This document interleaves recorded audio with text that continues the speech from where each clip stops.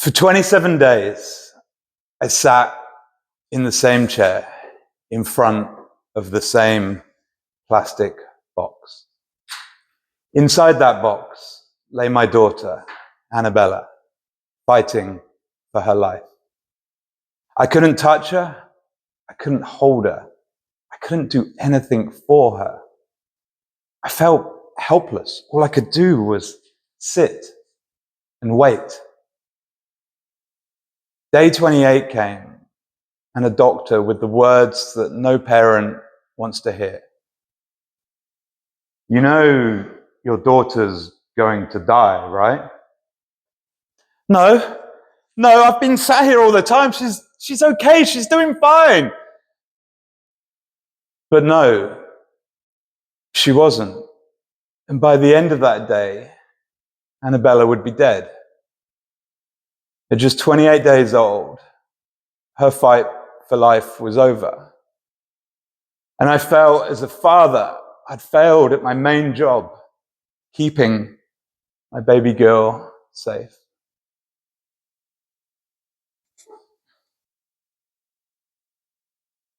I don't know what you're going through at the moment, or what you've gone through in the past, but have you ever experienced something so overwhelming that to picture yourself on the other side just felt impossible? Before Annabella, there was hope and happiness. In the aftermath, there was darkness and despair. I wanted to run away. I wanted to escape, but my family needed me. So I stayed, trying to hold them together whilst not falling apart myself. But there were days when I wondered if life was even worthwhile living. And that urge to run, that didn't leave. So one day, I did. But I didn't run away from Annabella. I didn't run away from the situation. I ran for her. You see, it was that time post-COVID where everybody seemed to be doing crazy challenges to raise money for charity. So I finally saw this as an opportunity that I could do something for my baby girl. So I decided on my challenge. 28 marathons in 28 days. One for every day that my girl had fought to live. Mate, you haven't even run one marathon, let alone 28 in a row. Chris, to be frank, that is impossible. You're never going to make it. That was the common reaction that I got from friends and family when I told them what I was going to do.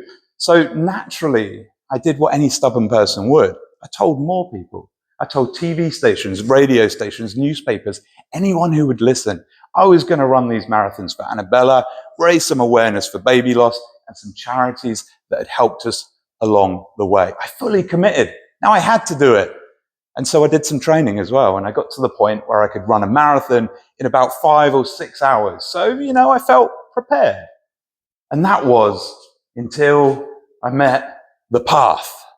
You see, in my wisdom, I decided to run along the southwest coast path in England, a beautiful coastal path that ascends majestic cliffs and descends into deserted beaches with crystal waters and white sands.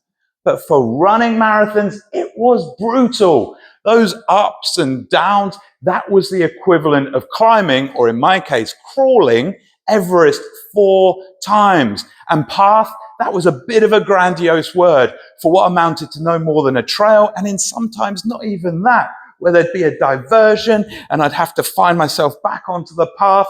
I'd be looking for it and I'd see an arrow pointing up, and I'd find myself scrambling up to the top of one of those cliffs just to get onto the path. It was impossible to run every step of the way. Days were taking me 9, 10 hours. I wasn't running marathons. I was barely surviving them. So I started to doubt myself. Was I really honoring Annabella here? Or was I just making a fool out of myself? I felt I was failing her all over again.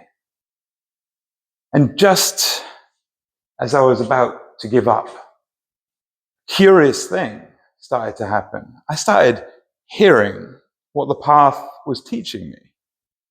It was teaching me to slow down, not rush through the process.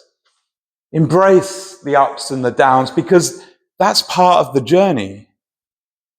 Much like the path, life is full of challenges.